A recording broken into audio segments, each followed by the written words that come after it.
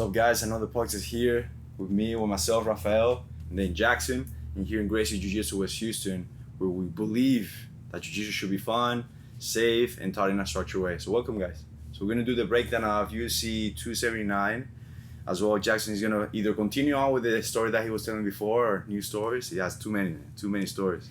And then after, we're gonna have two questions from our student that he sent like a whole list, so we're breaking it down a little bit, so we're gonna continue on in his questions. Awesome. So 279. Yeah. So the fight between Nate Diaz and Tony Ferguson.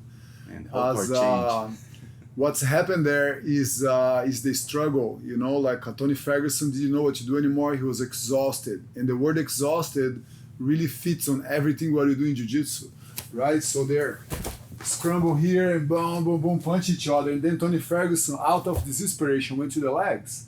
And when you are tired and exhausted, and you decide to go to the legs to take down, is in order to find a safe place to rest and just chill for a little bit. When he come, the neck was right open, and then he jumped here for a guillotine. And then Nate just sitting guard, and he placed the foot right on the hip. And I thought that was really cool how he put the foot on the hip here, and he clamped on the back. Now with that foot on the hip, he used like to push the body out, and then from here, get the guillotine working there, and come back here. So pretty much like that foot on the hip was pushing the body that way while the guillotine was holding the head. And this is like one of the best setup. What Rafael want to do here, they want to jump over to defend the guillotine. Okay, but that's the reason why I have this leg on the top, to avoid their defense and don't let them any window of opportunity here to escape. And it's just like a very basic move from Gracie combatives, you know, the guillotine attack, and usually happen when the bad guy's tired, exhausted, they don't find the way to fight anymore, and they want to take you to the ground, controlling the legs, exposing the neck. Combatives, we also teach how to defend the guillotine standing and do a transition to the ground exactly towards that side that Rafael escaped, you know? So it's so cool, like how a high profile fight of professional athletes ends with a basic combatives technique, you know? Crazy, so combatives is the way, man. And then the other fight was Hamzat and... Before we move on, you noticed that Nate Diaz, you told me that Nate Diaz stood up in base after he choked him out. Yeah, that was so cool. Another combatives, like basic technique. He was here, boom, submit, and then from here, guess what? Jiu-jitsu way, stand up in base all the way. Even that he was so excited probably to stand up and celebrate, you know, the base was unconsciously there, that he just stood up. When I saw the base, for me, was like as good as the submission, because I know a lot of people that they've been training jiu-jitsu for a long time and they don't stand up in base correctly, you know, and that's such a fundamental of jiu-jitsu. Yeah, and we really push everybody to do here in classes. Yeah, and then for the stand up in base, if you guys don't know, we teach it because we want to be able to stand up in a stable way. Because the majority of the times it's going to be either this one that you go forward like head first, or you turn your back and then literally stand up in base, but you're turning away from the person. When somebody is aggressive towards you, you want to be able to stand up stable and balanced, but at the same time you don't want to put your eyes away to a different focus. You want to focus on them, so you stand up in a way that you're safe and as well ready. Opponent.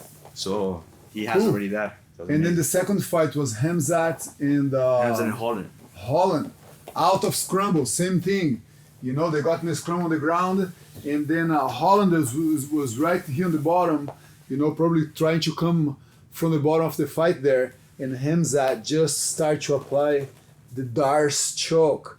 That's the hand going under the arm here, across the neck, and pop out here. And then he control here, and that took like maybe a minute and a half to get the right setup, but he never let Holland move out of here. So what he did, he gave priority for the control first. He was not here and got super excited and tried to close all the way and let Holland escape. He stayed here and Holland was going everywhere and controlling. The more they move, the more he would adjust until he got the full adjustment here. And then with the hip on the arm, he got the submission there. And that's one of the most common, it's very common, people that have like long arms, you know, like Hamzat have like long arms and so easy to reach across, coming from the bottom across the neck and then you lock with the hands, and eventually you go. Henry liked to lock on the forearm, but I think he did lock all the way up here. Yeah, but Henry have a good explanation why you should lock low here on the forearm. And I remember I attended a seminar that he really break down how the Darce choke works best. And it's just so cool, you know, to see like jiu-jitsu after so many years still prevail in a professional fight. You know, the two main events of the UFC 279 was two submissions that you learn here in combatives and master cycle classes. And what's the word on that? It's like jiu-jitsu gonna be always the thing. I don't think like there is anything that came and put jiu-jitsu as a second option, right? Yeah. After 35 years that we exposed jiu-jitsu to the world by presenting jiu-jitsu on the UFC 1, people have mastered it for 35 years, but still the basic application of jiu-jitsu can be the end of any fight. And it was so good, you know, to see all that, all those two submissions, and the standing up in base, Nate Diaz. Ah, man, I love you now for that. You know, that was so good that you really embraced jiu-jitsu in the most like fundamental way ever, you know, and that was so good. Yeah, no, the for you to be or for you to want to be a MMA fighter, if you don't have jiu-jitsu, then you're very limited, right? And you can see that many guys that come in from kickboxing background, they go ahead and immediately learn wrestling and jiu-jitsu both together to be able to avoid to go to the ground and to be able to avoid to getting submitted. So it's amazing to see those two things and going at it. And these two guys, Nate Diaz and Tony, both knew very well wrestling and jiu-jitsu. And one guy got tired, almost like jiu-jitsu. And it's funny like how these two submissions, the guillotine and the Darce choke, they belong to the same family, right? Because they connect with each other. Both, right? So look, the guillotine is here, you know, and sometimes when I'm going in, Rafael jumps over me to defend. Look, the connection, boom. And I can go and do a transition to the Darce choke. So they're like same family, happening two different fights, but they're the same family. Let's reverse. You go back, look at the guillotine, come back again, boom, guillotine choke.